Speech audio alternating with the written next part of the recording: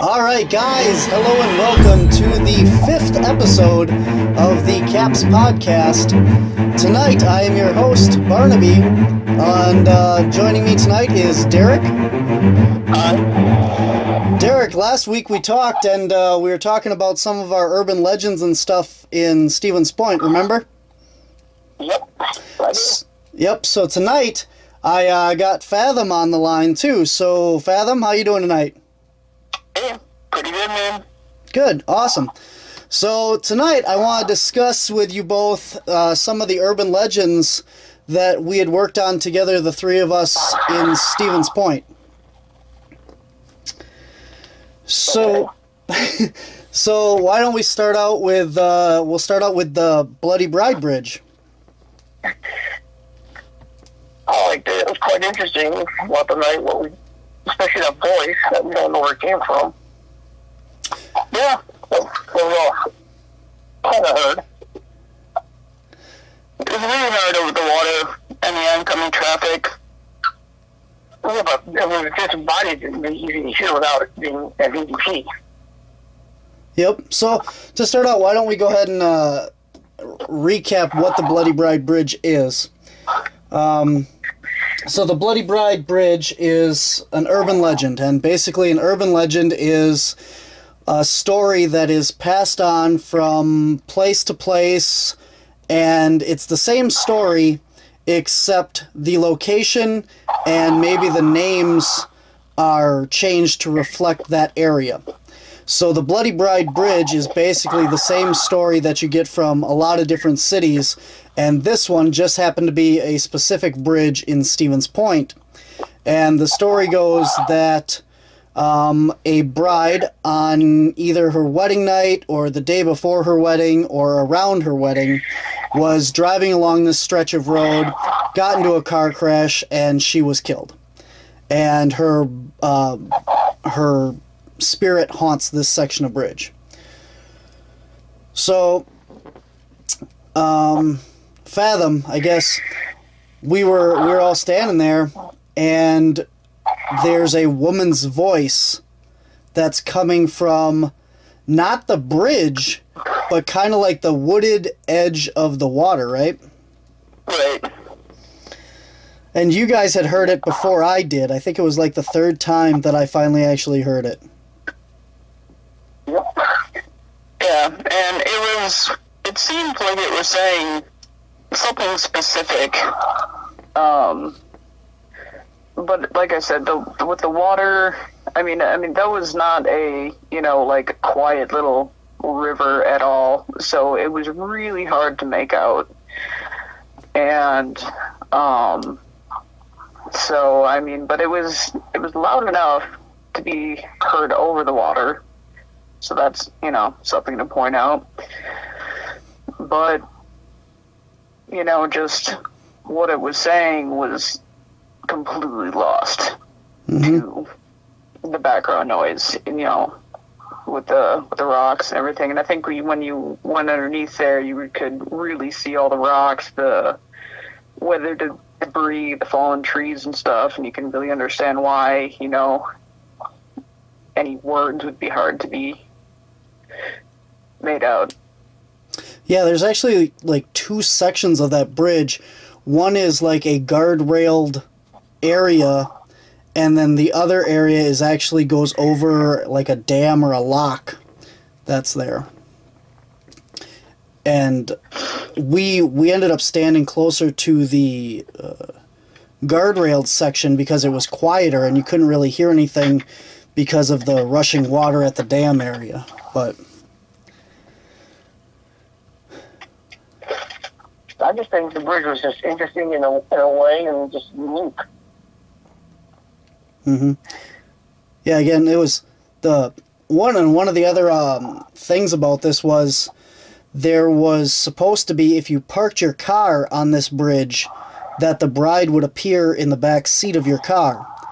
And for anybody that's interested in actually trying this, I would highly not recommend doing that, because we were there at probably, I think it was about 2 or 3 in the morning at this time. and the traffic was just whipping across that bridge. So it definitely is not a safe idea to try and park on the bridge. Oh, no, not at all. I mean, there's a nice little place where you can park, but I don't think we ever ascertained whether or not that was an okay place to park. We just sort of parked there. Yeah, we parked down the road and walked over there. Yeah, very tentatively, you know, with the traffic, and I think we even thought about, like, walking along it, but with, I mean, the high speeds people were zipping down that road, it was like, there was no way to safely even go up and down it at all.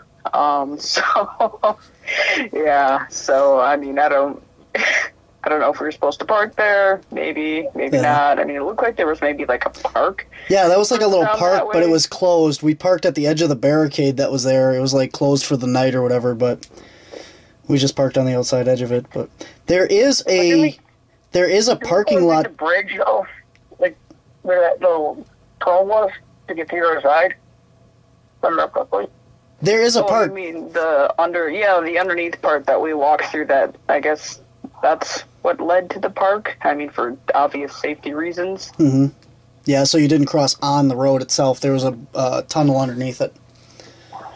That tunnel was creepy, but not in a, you know, supernatural sense. Just in a, wow, these places exist. And in every movie I've seen, this is where you get stabbed and mugged and left for dead at 2 o'clock in the morning like we all were. That's funny. We actually... it was. Me and my mom actually went back during the daylight to take pictures and stuff and look around a little more. And if you park in the small parking lot that's closer to the bridge there's like walking trails and hiking trails back in there, and we kind of walked through that too, but didn't come up with anything else really interesting. Yeah. What was that, Derek? Did you guys use Diablos? Yep. Yeah, it's on the episode. We actually went back and tried the Ovilus. That thing is kind of like hit and miss. Sometimes it really picks up interesting things like, you know, like water or, you know, like running water, island, bank, stuff like that. But it didn't really have anything useful at that location. Oh, okay.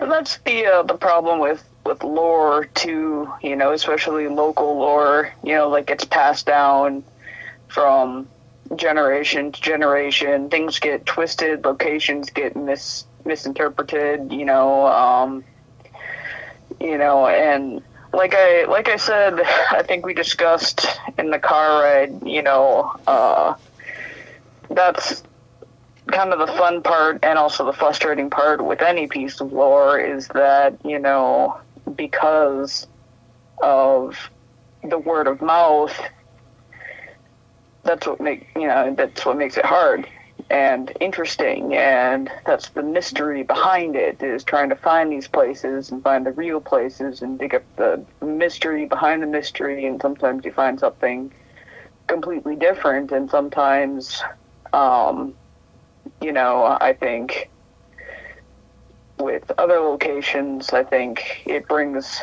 other things in because, you know, people might be, you know, who's to say somebody else wasn't investigating this same spot 10 years ago and something happened and what we heard was not the bride but somebody else, and something happened to them because of the lore, you know. So that's what I find interesting about anything that's, you know, word of mouth with no records, no proof, no real hardcore evidence. Right. Well, like we were talking about on the bridge that night, you know, if somebody goes there to investigate the Bloody Bride and gets killed there and becomes the spirit of the bridge, you know, because a place is known for urban legends, people go there and become the urban legend. Exactly. Yep. And one more thing I'd like to touch on this is we were talking about too is the fact that the Bloody Bride might not be bloody, because if she had died in a car crash and went in the water and not on the bridge, and this is happening at night and stuff, she could just be a wet bride or a wet person, and being dark out, you wouldn't know the difference. Exactly. You know, people's minds just interpret what they want to see. Mm-hmm. Derek, you got anything to add on this one? I agree so far what you guys are saying. It could be any numerous things about that bridge. It could be one thing, it could be a different thing, it could be another thing. You don't know what to believe. You know, there's like all these different things, but there's not one central point of a story of what happened, you know? Mm-hmm. Yeah, there's no record of facts. There's no record of anything actually happening there. At least none that I could find. Yeah, and that's not to say, again, with records, you know, especially nowadays, with the transfer of paper records into digital records, and also depending on places that have archives. Well, how far back do the archives go, and how long do they keep the records in the archives? You know, it's really commonplace nowadays for places to only keep records for a certain amount of time, and then they're destroyed. And I don't know exactly when that started being a thing, but I mean, I know it was common as far back as 10 years ago. You know, so that's another thing too with records, is they're also just as equally unreliable, and that also adds to the mystery of things. Mm-hmm. And especially in, you know, these smaller towns and whatnot that don't have the resources to just have a place where they can just pile boxes full of records, you know. And also, you know, I mean, Bloody Brides and Brides in White and The Deaths of Brides, I mean, they're a dime a dozen. Mm-hmm. And they're everywhere. I don't think there's a single state or a single city or a single country that does not have one or two or five. Mm-hmm. You know what I mean? So, I mean, I find these particular ones to be interesting, because for every 5 that are true, there's probably 50 that aren't. Mm-hmm. Well, let's move on to the next one. Stevens Point doesn't even have just one Bloody Bride Bridge, because when we were looking into this, there's actually 2 bridges, the Red Bridge and the Bloody Bride Bridge. And the Red Bridge actually claims the same thing, that if you park on it in the middle of the night, a woman will appear in your back seat, and she's another very similar Bloody Bride story.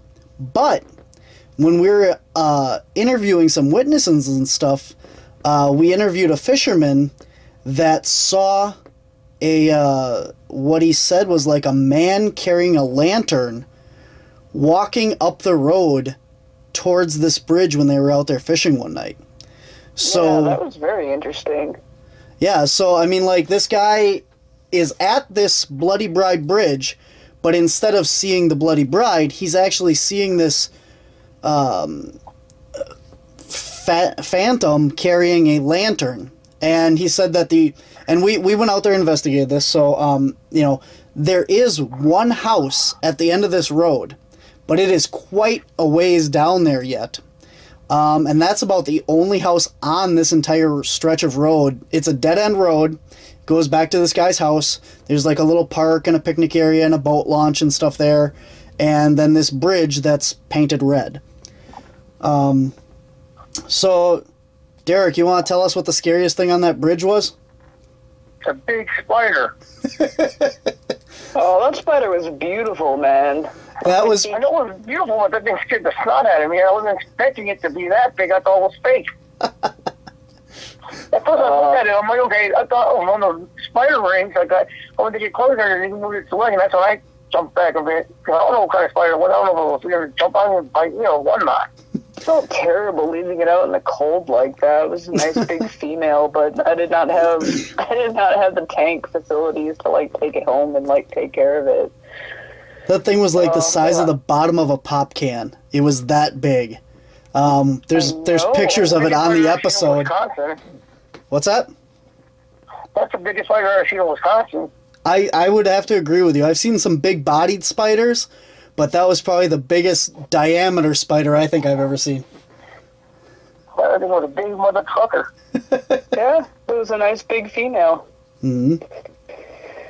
Yeah. No, up north they get a little bigger. I mean, clearly none of you have seen a wolf spider because wolf spiders are just gigantic and amazing. The spider I saw bigger than that was a wild tarantula out in California. Yeah, tarantula. I have seen some big spiders, but I go to a lot of zoos, so I would have to say that's the biggest wild spider I've ever seen. I have seen some big spiders, though. Didn't you ask it if the spider was haunting it? Like, you just asked it, are you haunting the bridge? Yes, are you haunting the bridge? Yep. Are you the monster? I think we had more fun with that spider that night than anything on the bridge. We did that. I mean, the only thing that was eerie about that bridge was the water being so still. Like, it was a very serene and tranquil place. Like, it was very calm. And but then again, we also discussed how it's you can't do backseat challenges with 3 people in the car because that might not work. Yeah. And with me sitting in the back seat, it was like, yeah, I don't know, maybe this doesn't work with 3 people. We did, though, try that full kilter, though. I mean, we stopped on the bridge. It's, pitch black out there, dead-end road. We weren't in any kind of danger or nothing. We stopped on the bridge. We turned the car off. We lowered the windows. We sat there, listened, the whole 9 yards. And we didn't really have anything. I mean, so the same results, just a really, really nice, quiet place to go chill out with your thoughts, I guess. Mm. And go fishing, apparently. During the day, though, we brought the Ovilus out there. Yeah, that was great. And out of the Stevens Point locations, that one had to be the most active for the Ovilus. And a lot of that made the episode as far as like what happened with that. But that thing was something was talking to us, and the reason why I say that is because it actually made sense to the fact of where you were, what you were asking it. It wasn't just spouting words, And I don't remember offhand exactly like what all it said, but it like wanted to push us off the bridge at one point, and it was just, there was something that actually was trying to communicate that way. But as far as the night investigation, so would you call the Red Bridge a confirmed legend that actually confirmed with paranormal activity, or would you just call that still an urban legend? I would say, I mean, if I can just, like kind of just come in here from, watching the, when you guys went back, mm-hmm. And pointing out, like, just from, like, not really a skeptic sort of side, but with dealing with, I think, any entity, let's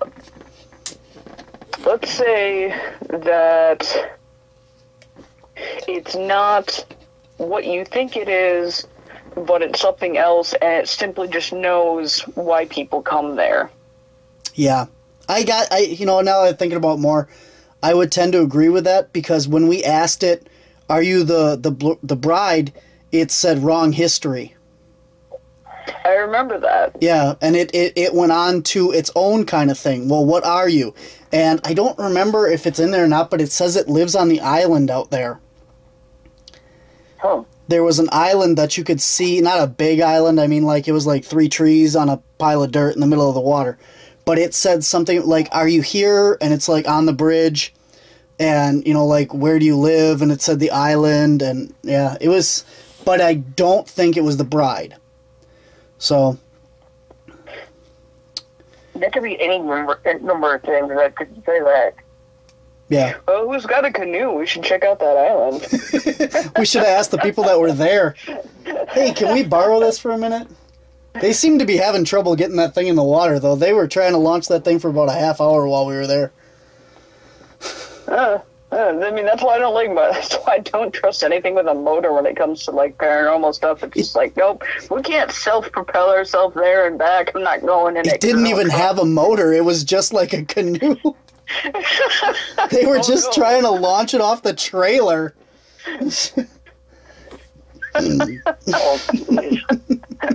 You can hear them. I mean, like, in the episode, they're like, the things like, noise!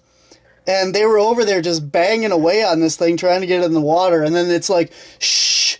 And we're like, we're not making noise, they are. And it did not like those people over there, but...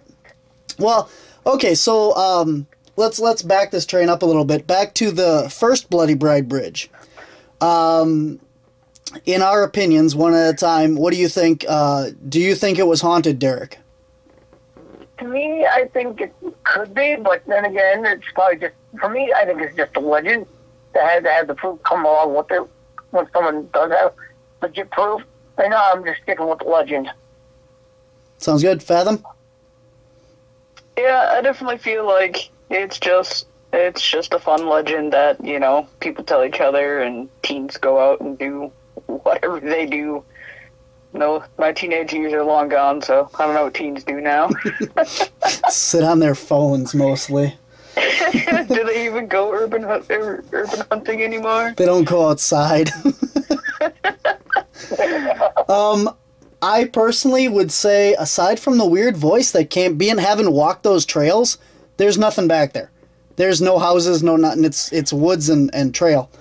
And I did hear a voice.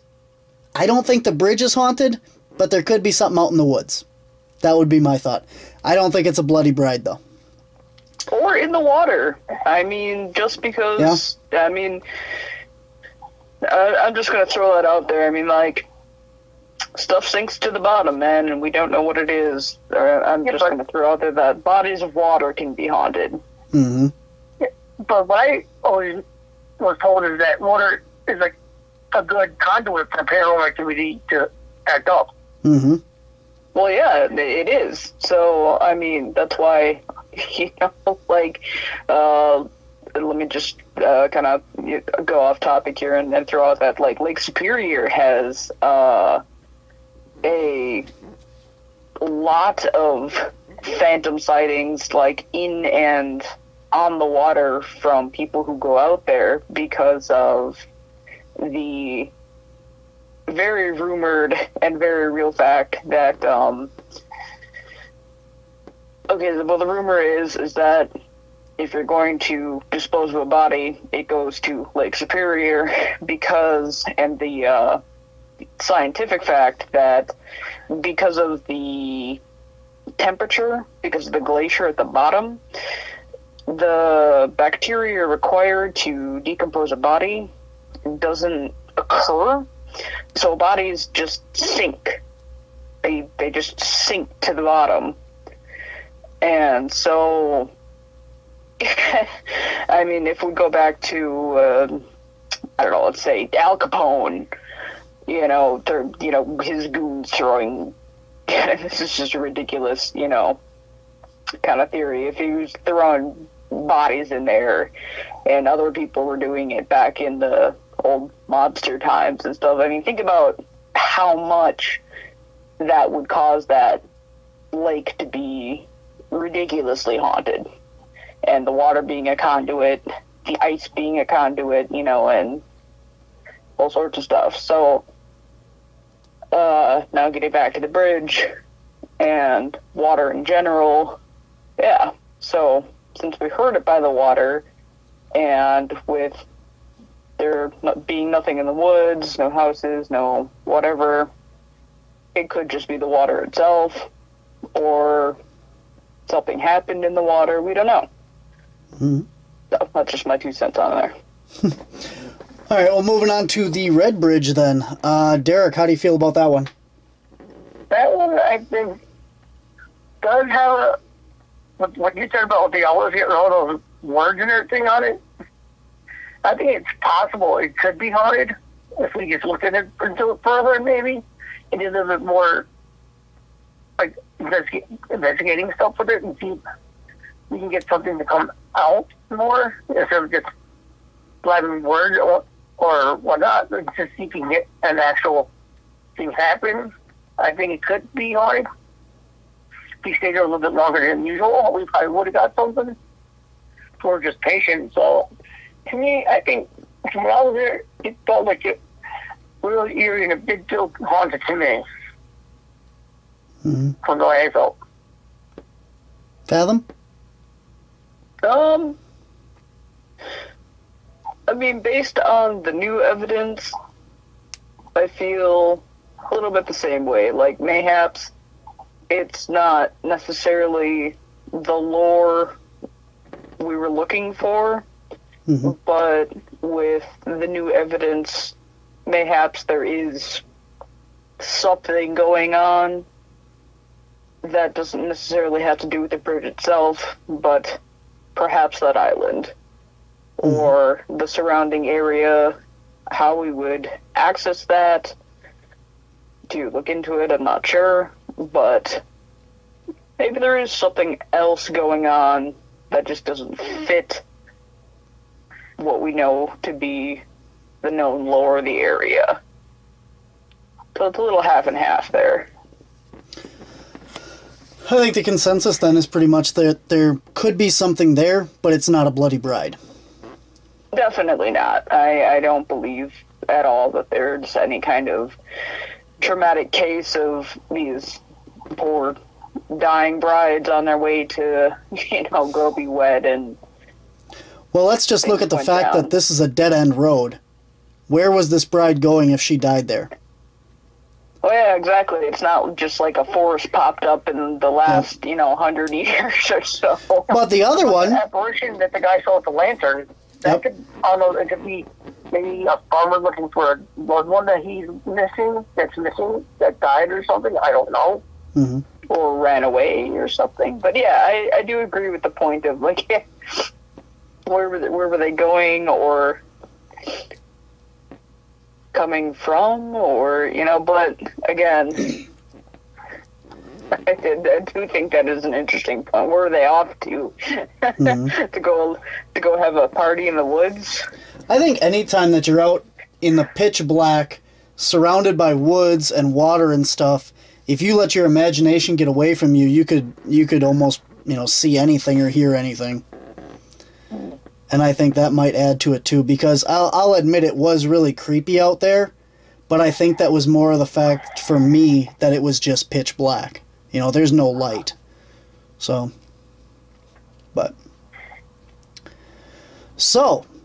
we got another bridge to talk about in Stevens Point. And that one is a little bit different. That one is the Black Bridge. And that one has a different story. And it is a railroad bridge instead of a vehicle bridge. Oh, that place. So I actually, before I called you guys tonight, I was doing a little bit more back research on this because I wanted to look into this one a little bit more. And I found a website here that has someone's story. And I didn't see this when actually we looked this up the first time. And it says that this was from 2007. And this guy, I'm not going to get into the whole story here, but basically the gist of it is this guy's bored, and he goes out with his younger sisters, I think. And they heard stories of a dark figure walking around in the area. Sound familiar? Oh, well, shit. So they go out there, and they're standing, let's see, where are they? I think they just leaned over the ledge to look below, Doesn't say if they're on the bridge or what. But he's looking out at the water, and he's got to be up by the bridge, I would think. And it doesn't say if this is during the day or night. It doesn't say any of that stuff. But he looks out at the water and sees these like splashes in the water. And he thinks that somebody's throwing stones. So he looks over at the bank, and there's nobody there. But he sees stones pick up off the ground and fly into the water. That's interesting. Yeah, so that was an interesting account, and I wanted to share that with you guys because I didn't find this one the original time when we were looking up stuff. But oh, here. Oh, thanks. I thought saved us the freak out on the bridge. When we saw Mr. Shadow Man. It says it's a beautiful, bright, sunny day. So this had to be during the day, too, that he saw this. Not even at night. The rocks were literally flying off the ground into the river. Yeah. But, so the story of the Black Bridge, according to this online report here, says that a worker was accidentally killed in the mill near the Black Bridge. And there's a paper mill, right across the water from this train trestle. And this train trestle had been built a long time ago. It's a pretty infamous bridge in the area.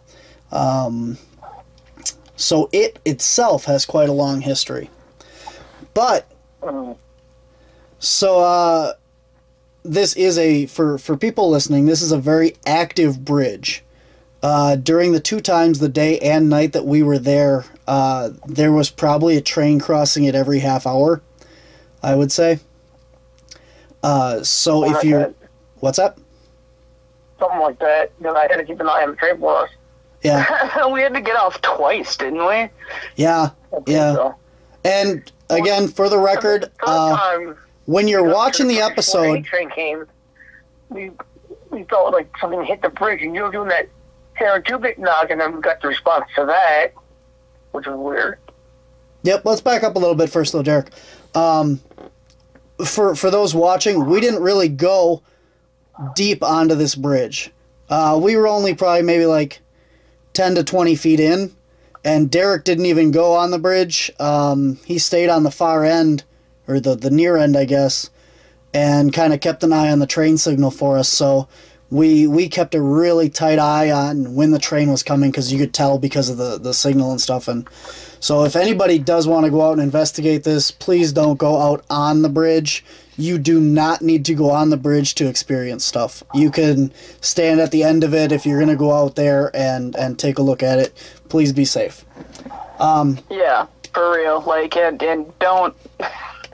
definitely do teams like we did, because, specifically for that reason, because you can only see the signal from one side of the track. Mm-hmm. It's not on both sides, the train signal. And you only get, what was it? It's about a 10-minute warning before the... not even. Before the train... 1 minute? Really? I thought it was a little more than that. Well, I guess it was more than that, yeah, But the light gets triggered by the train down the track, and that's basically a warning. And we got radioed on the other side that, hey, incoming train, and that gave us enough time on the other side to get off the track. So, yeah, definitely for anybody listening, don't do this alone. Be prepared. Don't be stupid. It's not worth investigating and, contributing to the paranormal forces of the track. For those interested, too, this bridge was built in 1913. And it was built originally by the Sioux Line Railroad. And then it became property of Wisconsin Central, and now it's Canadian National. And the bridge is 575 feet long across. So you definitely don't want to be caught in the middle of that. No, you don't. So, Now, what happened when we were there? Well, when we first got there, Derek, we'll get back to what you were talking about in a minute, but when we first got there, we're standing at the one end of it, and Derek, why don't you start? What did you guys see looking down there? To me, it looked like a shadow, like, sticking its head out and just checking out me and Phathom. Then it, like, started back, like, it got scared, like, oh, he saw me, what'd I do, you know? It startled that. We startled the shadow. He said the shadow startled us. It was a little bit of both. I had just decided to just kind of like venture forth onto the tracks, and Derek was right behind me, and we both saw it at the same time, and then it went from one side to the other, and I remember jumping back like two hops back. You know, like I'm doing some kind of move in a club, you know, two hops. I mean, it looked like a male shadow. I don't know what you thought, Phathom, but to me it looked male. Yeah, it definitely had, you know, a male shape to it, but it just startled the crap out of me because it's like I saw a movement, and then when it just did this dart across, it was like, oh my god, you know, and it was just, you know, and then Jonesy's in the back like, what happened? And just like, you didn't see that? I was trying not to fall in between the lumber on the bridge there. Yeah, it was sounds too. Yeah, there was definitely a lot of activity, and like something was banging on the bridge here from a distance. Like an echo for a second and stopped. Mm-hmm. Yeah. So okay, so after we had the sighting of this shadow entity crossing across the bridge, a train started coming. So we ended up backing off the bridge. We grabbed our walkie-talkies and stuff. We set up some more cameras. Derek goes back up on the same side with the EMF detector, walkie, and night vision camera.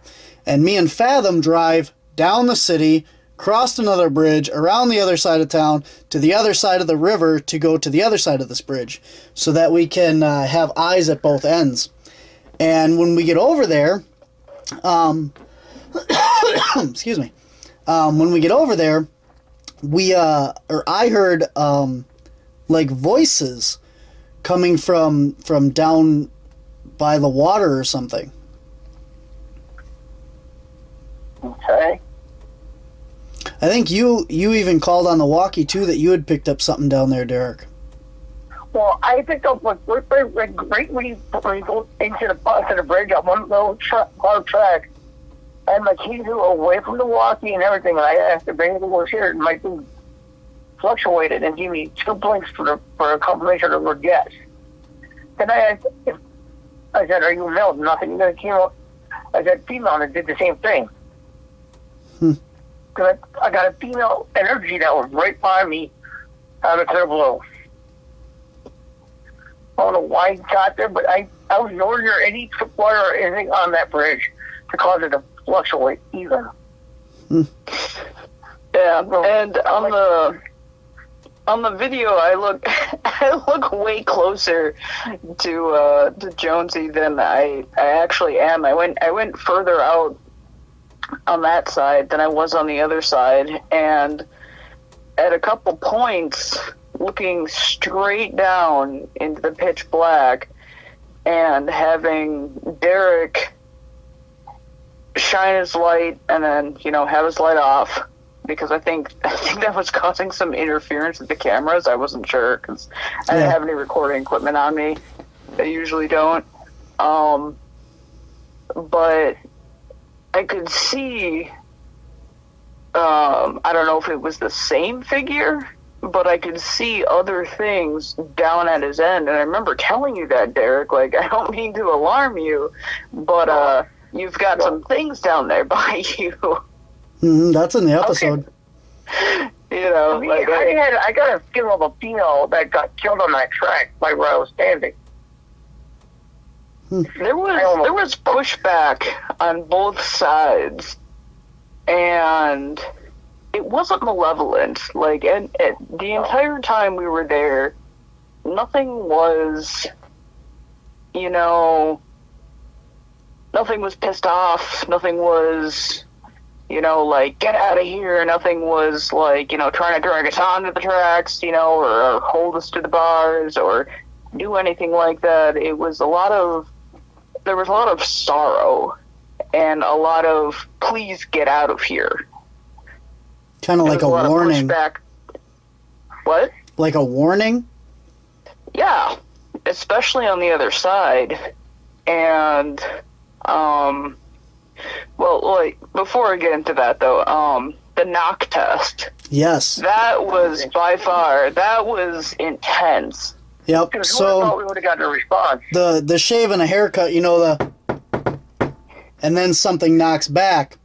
So I did that a couple times on the railing, and I was trying to test the best place to bang because some of it was, like, hollow, and some of it was like the eye bars, so it didn't echo very well. But I found a good spot finally to do it, and we got a response from further out on the bridge, closer to Phathom. And not just once, but twice that we did it replied back. And it just, I remember feeling it, like the reply. I mean, not that I couldn't feel yours, but the reply, it like reverberated in, you could feel it throughout the whole thing. I mean, and like you said, this is a long bridge, you know, so the force behind it. Yeah, it was just, you know, it was insane, you know, to get that, but it wasn't you know, that response. It was very, to me, it sounded very faint, but you could still hear it. You're on the other end of the bridge, though, from us. Well, we did it before we split up. We did it the first time for the first test. We were all together. We did not do it before splitting up. Yes, we did. Not that, no. Yeah, because as we walked down the bridge, we stopped after we saw that show. That's when you did it the first time. And that's when I heard two knocks response from the first time you did it. And the second time, it was a little louder, but not as loud as the first time. Well, see, I don't remember that. We didn't do it before we split up. I didn't think we did. No, we didn't. But if you don't remember, I think we did because I remember we were all walking down the bridge before we split up just to see how long this bridge was. I mean, I know we knocked on it, but I don't remember it being specific. Well, no, I take it back. I remember hearing knocks. Yeah, I remember that. And then we also heard, did we hear like something, like making pings, something like somebody walking? On the other bridge. No, on the opposite side of the Black Bridge from where Derek and I were standing, there was walking. No, when we were down when me and Phathom were on the far side of the bridge and Derek's on the other end, it sounded like something was walking on the maintenance bridge that was next to it. The little silver metal bridge. At least I heard that. Well, I heard the footsteps by me. You had activity on... That was the most active side. Not that there wasn't anything on the other side, but that side in particular had the most get out of here vibe, but not in the malicious way. The other side... more intelligent. Individual saying, just get out of here. It's dangerous, and they're just letting us know just to get out of there, you know? Well, yeah, and I think we talked about that later, too, how, and this circles back to what I said before about, you know, lore and people, you know, unintentionally becoming a part of it, you know? I mean, how long has this particular lore been going on? I mean, if the bridge was built in 1913, how long, and the paper mills around here, all the paper mills around here are very old. It's what kind of created this, you know, area. So think about all the people who have probably tried to cross it, maybe not even aware of the lore, you know, but, you know, just, hey, let's see if we can make it across this big bridge, and how many people probably died doing that, trying that. Because of train coming and whatnot. Oh, yeah, exactly. So it's more of a, you know, maybe it had nothing to do with the lore. Maybe it was just kids trying to, let's run across the bridge, or, you know, people not getting, you know, in the time before cell phones, people not knowing when a train was going to come, or not getting the right information, not knowing the train schedule, you know, things like that. Stuck in the track somewhere. Oh, yeah, exactly, because, I mean, running on the grate on the sides versus running on the track, neither of those are favorable in any way.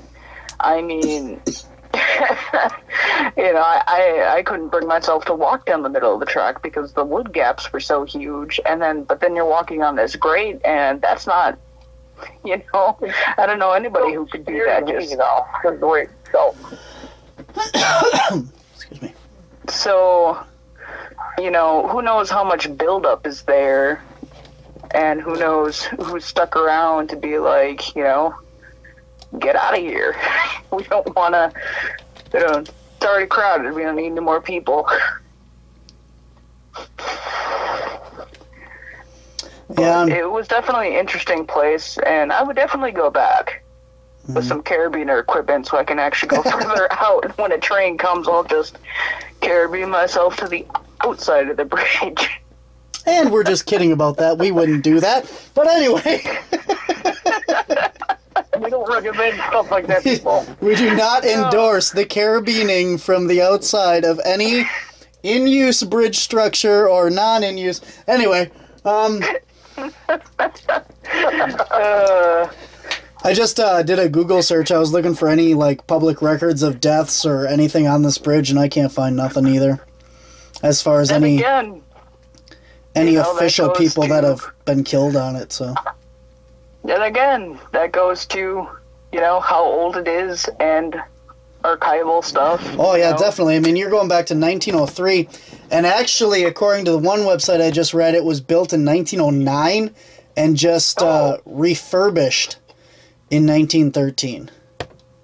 Well, I mean, they did a good job. Yeah, so, and then it was refurbished again in 2012.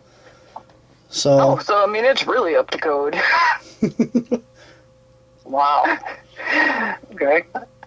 yeah. I mean, but it explains why the train, no matter what, takes such a slow pace over that bridge, though, regardless. I mean, because that was probably, like, the slowest train I've seen go over anything like that in any area.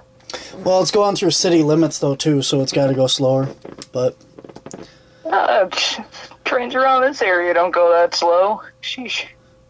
Well, yeah, but that's different. But, okay, so, let's wrap this one up, I guess. Derek, what do you think of the bridge? I think it's definitely haunted from all the stuff we've been experiencing, from the responses of the two knocks to me Phathom seeing that shadow. So I think it's haunted in my own eyes. Phathom? Oh yeah, definitely some activity going on there. What it's from, whether it's lore based or not, again, it's one of those things. But out of everywhere we went, I mean, there's definitely something going on, and I'm pleased to say it doesn't feel malevolent in any sense. Just sad. So.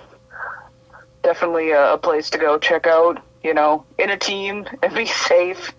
Don't be stupid. Yeah, definitely.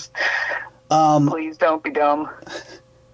I would have to agree. I mean, like, there was definitely, you know, I didn't specifically see the same shadow person thing that you guys did, but I wouldn't rule out that I didn't see stuff staring down into the darkness myself. I heard voices and, you know, stuff walking around that wasn't Phathom or me. And then the knocking back to me again, I would definitely say something was going on. And this also, I'd like to point out, was where we interviewed those fishermen who had their own experiences in this area and had heard other stuff. So it does have its own huge legend for the city as far as a local reputation of being haunted and being a weird place. So. In fact, that's actually why they weren't any closer to the bridge, if I remember correctly. They were a ways away from it, because it's a good fishing spot, so they wouldn't go up towards it. They were like, oh, up there? No. Yep, those guys are fun, though. I'm really glad that they agreed to be interviewed and stuff, so...